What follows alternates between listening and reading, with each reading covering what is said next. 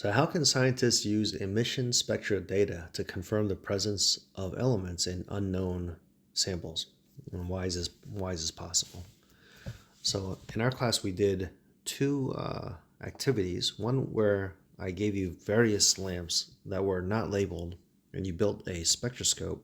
You passed the light from the lamp through a slit in your spectroscope, went through a prism, and that separated the light from the lamp into discrete lines.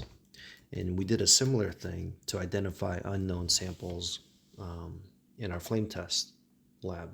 So the reason we're able to identify these unknown things is because an atom, an ion, a molecule is going to have a unique electron configuration as well as a nuclear configuration. And so when these electrons absorb energy, in the case of our flame tests, the flame supplied the energy, and in the lamps, the electricity supplies the energy. These electrons go from a ground state to an excited state. And when they're in this excited state, they're not very stable.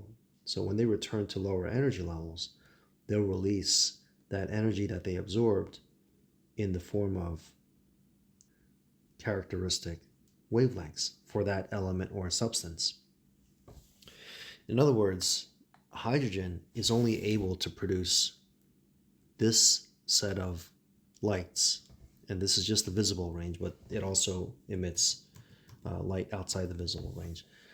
And helium and other substances are only able to produce always their own unique spectral lines, because that's how their electrons and nuclear configurations are set. So the emission of these lights by these excited atoms and molecules is the connection between the atomic world and what we observe in our macroscopic world. By studying these lights, which we can observe and measure, we can trace those observations back to the atomic level, like what is going on in these atoms.